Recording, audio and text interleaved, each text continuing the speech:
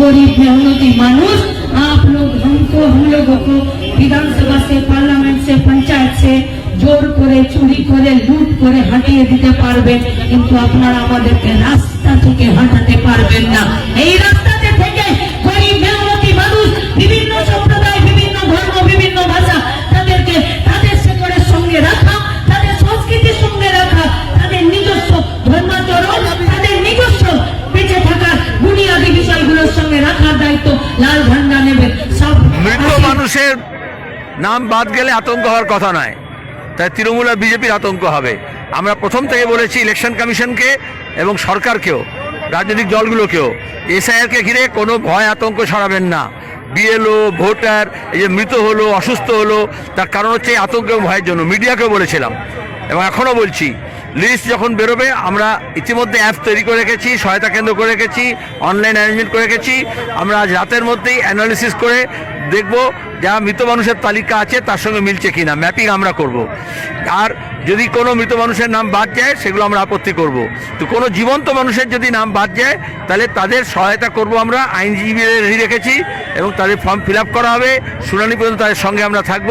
কোনো জীবিত ভোটার বাদ যাবে না। কিন্তু যারা ডুপ্লিকেট ভোটার করে রেখেছে বিজেপি আর তৃণমূল, একই ঠিকানায় অনেক নাম করে রেখেছে, অন্য রাজ্যের লোকের নাম ঢুকিয়ে রেখেছে, এখানে এক কেন্দ্রের লোকের অন্য কেন্দ্রের নাম ঢুকিয়ে রেখেছে, সেইগুলোও বাদ যাবে। সুতরাং 58 কেন 60 লক্ষ বাদ যেতে পারে। তো দেখতে হবে কোনো প্রকৃত ভোটার যাতে নাম বাদ না যায় আর মৃত মানুষের এবং ভুয়ো ভোটারের নাম না থাকে। এসআইআরের তারিখ ঘোষণার আগে থেকেই আমরা বলেছি, সেটা ইলেকশন কমিশনকে গিয়ে বলেছি, সিও দপ্তরের সামনে বাম দলগুলো সমাবেশ করে বলেছি যে মৃত মানুষের ভোটার নাম থাকলে সেটা অন্যায় হবে, আর জীবন্ত মানুষের নাম বাদ দিলে সেটা অন্যায় হবে।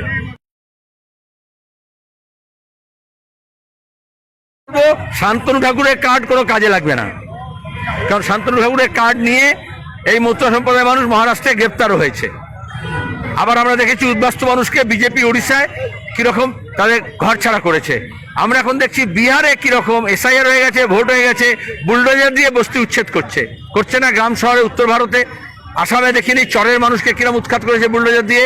তাহলে আসলে বিজেপি গরিব মানুষের বিরুদ্ধে যুদ্ধ ঘোষণা করেছে, সেই গরিব মানুষের মধ্যে মতুয়াও আছে। আর আমরা গরিব মানুষকে বাঁচানোর জন্য লড়াই করছি। সুতরাং কারুর নাম যাতে বাদ না যায় তার ব্যবস্থা আইনি পরামর্শ থেকে আরম্ভ করে সহায়তা কেন্দ্র আমরা পরিচালনা করব। তৃণমূল করেছে, একটু বড় মাকে সম্মান টম্মান জানিয়ে দিয়ে মমতা ব্যানার্জি একটু ঠাকুর বাড়িতে গিয়ে, আর বিজেপি তৃণমূল মিলে ঠাকুর বাড়িকেই ভাগ করে দিয়েছেন। হরিচাঁদ গুরুচাঁদ ঠাকুরের শিষ্যদেরকে ভাগ করে দিয়েছেন, তাদের বংশকে ভাগ করার চেষ্টা করেছেন। আমরা মেল করাচ্ছি, যখন আমরা ছিলাম তখন এই ভাগাভাগি ছিল না, আবার আমরা আসছি, এই ভাগাভাগি থাকবে না।